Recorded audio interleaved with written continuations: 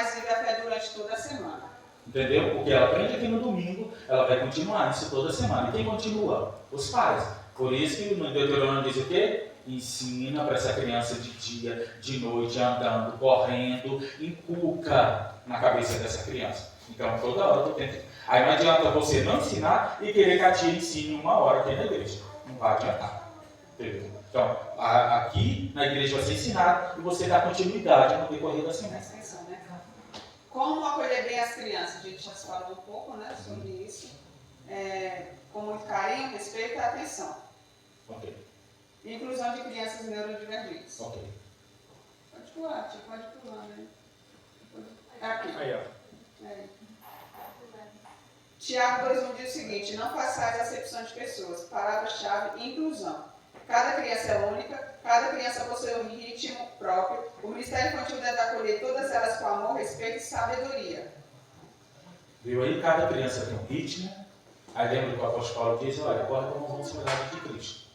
Né? Nem corre demais, nem anda devagar demais, procura um ritmo. Você viu que o maratonista profissional, ele sai ali na manhã, né? Aí o povão,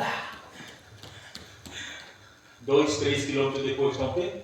A língua para fora e não vai para lugar nenhum. E aqueles outros que já têm costume de maratonar, vão embora. Vai embora. É isso que você precisa. Você precisa trabalhar isso, entender que cada criança tem um ritmo, cada criança tem um jeito, cada criança tem um estilo, cada criança tem um lar diferente. Uma coisa que eu aprendo muito na escola é que cada criança vem de um ambiente diferente, de um lar diferente. As crianças que dão mais trabalho, a gente já sabe que vem de um lar desestruturado, de um lar que é chafurdado. Logo que o pai chega, a mãe chega, a gente já sabe que aquela criança vem de um lar deturpado. Pode passar. Como lidar com diferentes comportamentos? Sabedoria. Palavra-chave: sabedoria. O que abordar? Nem toda agitação significa desobediência. Nem todo silêncio representa atenção. O líder deve observar, compreender somente e depois corrigir. A disciplina deve ensinar e restaurar, nunca humilhar. Aí dentro dessa questão do neurotípico e também dos espectros, tanto do TEA, como do TOD, como do TDAH, a gente precisa entender essas questões periódicas. Bom, às vezes a criança está agitada, a criança está de uma forma, a gente precisa entender que tipo, nem tudo é demônio, nem tudo é perturbação. Mas tem hora que o menino, ele é daquela forma porque os pais não orientou ele como deveriam orientar. Porque o pai também, eu achava isso uma bobagem, eu não entendia. Aí uma Bianca, quando eu era pequeno, 2, 3 anos, você vai para a igreja, você vai sentar, 6 vezes você vai se comportar, você vai ficar lá quietinho. Eu achava que aqui não adiantava, que a criança era criança pequena, né? Mas não, eu vi que isso faz todo o resultado e fez todo o resultado na vida dele. Por quê? Porque ele aprendeu que chegar na igreja ele tinha que se comportar e prestar atenção no culto. Então, o que eu faço? Mamãe, uma vez, no final do congresso, disse: Tio, eu quero que você ore pelo meu filho. Eu disse: por quê, irmã? Meu filho não fica quieto. Meu filho é perturbado, tio. Meu filho é não sei o quê. Aí, eu disse: seu filho, qual é? Você aqui lá. Aí falou: alguém, deixa ele aqui. Ele já era grandinho, mas ela ainda não tinha... Ele já tinha uns 9, uns 9. Aí o menino, deixa ele volta de pé.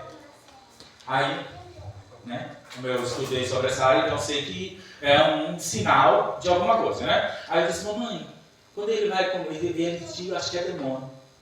Porque ela veio orando e alguns meninos manifestou e tal. E aí ela disse: eu acho que é demônio. Eu disse: por quê?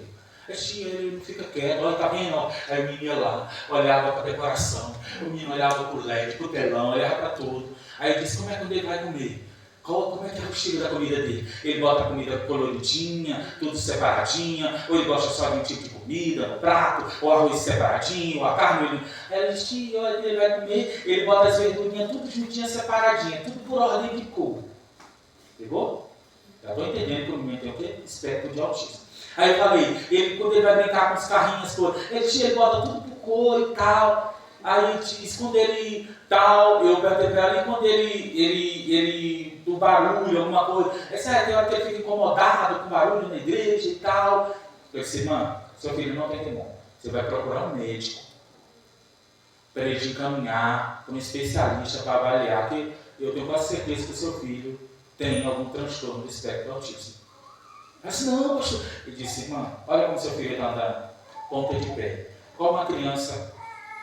Digamos que a gente não percebeu em nenhum momento ele com um sinal que estava com... Entendeu? Qual as outras crianças que estão andando no meio da igreja, andando com a ponta do pé? Aí ela disse: então, faz isso. Eu não vou orar pelo seu filho por outra coisa. O seu filho precisa de um acompanhamento. Então, preste atenção. O menino está aqui no trabalho, não está ligado para o mundo da lua. Você já sabe que provavelmente ali, aí você está falando a coisa que ele fica paralisado, ou ele desfoca muito, você já sabe que ele tem alguma tendência para o TDAH. Porque, na verdade, o TDAH não é uma pessoa que é distraída, é como se a pessoa tem um hiperfoco. O que é isso? Ela consegue focar tanto numa coisa que esquece do resto. Aí a pessoa entende que ela... Eu nem sei o que é isso, eu nem sei o que é isso. Sabe não, né? Então, o que é que acontece? Então a pessoa precisa ter esse cuidado. Aí nem toda agitação significa que então você precisa avaliar o comportamento dessa criança e tratar ela como ela deve, e conversar com os pais, porque até os pais vão dizer que estão às vezes fazendo consulta, estão indo na consulta, fazendo alguma coisa, porque você precisa lidar. E eu te recomendo, se tiver alguma criança com algum espectro, o que acontece? Você precisa fazer um treinamento específico ali, pelo menos de cuidador ou de educador, para você poder ter esse manejo mais fácil ali com essa criança, porque tem hora também que você vai precisar ser mais firme ou até mesmo, mas tem esse cuidado de não estar gritando com uma criança ou falando alto, sendo que às vezes ela tem uma dificuldade e você está falando achando que é uma criança que não tem nenhum transtorno. Vamos citar um exemplo nosso mesmo. Nós tínhamos uma sala mista na época, uma sala mista. Então, a criança só deixa de ser criança de 11 anos para depois para o adolescente. Então, a gente tinha sala bem mista mesmo. E aí a gente descobriu que tinha um que tinha TDAH. E aí a gente foi conversando, porque esse que tinha falado TDAH, ele era uma bola de fogo, daquele jeito na sala de aula. E ele era daquele... Aí eu nunca dei aula sozinha, tá, gente? Eu sempre tive uma pessoa para me ajudar. Hoje é a Axa que me ajuda. Você precisa fazer de si. Coloca a pessoa para trabalhar, para ajudar, para aprender, porque você não sabe quanto tempo você vai estar lá. Então trabalhe sempre no foco de treinar alguém para te substituir. Ninguém substitui. Então nunca faça nada na obra de Deus achando que você é o único biscoito do pacote, a última Coca-Cola do deserto. Na época foi a Isabela, que na época era a nossa segunda, e nós passamos o ano conversando com ela que ela ia ser a próxima líder. Hoje ela é líder, já tem uns 4 anos. Nós saímos, porque nós temos outra demanda e ela continuou. Só que aí, toda vez que ele... Era Arthur, gente, falei. Era o Arthur. E aí a mãe dele foi atrás. Ela não sabia na época do diagnóstico, depois ela chamou a gente e falou realmente ele tem TDAH. E aí toda vez que ele começava, porque quando a sala é mista, você tem que ter cuidado para não, é igual o tio falou, não falar alto, não gritar por causa, né? Aí a tia ia lá, sentava do lado dele, conversava com ele, dava uma atenção especial, e aí a aula continuava normal. Então, assim, eu nunca dei aula sozinha, sempre quero auxiliar comigo. Se tiver 2, melhor ainda. Então é isso. Para começar, se você souber que você tem um aluno neurodivergente, é bom que você tenha essa. E se você ficar nervosa na sala, as outras crianças vão perceber que você está nervosa. E ele chega em casa e fala para os pais: a tia estava brava hoje, a tia não estava legal, ela estava nervosa, ela ficou brava com o plano de tal, então eles vão comprar.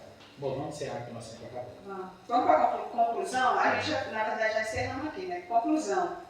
O Ministério Infantil não forma apenas crianças, forma discípulos, fortalece famílias e prepara a próxima geração para viver e anunciar o Evangelho Glória a de Deus, Jesus. Vou aleluia. repetir essa frase?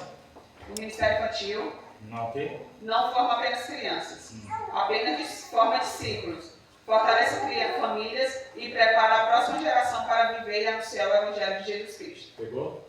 Então o Ministério Infantil vai fortalecer, vai preparar o habilitador.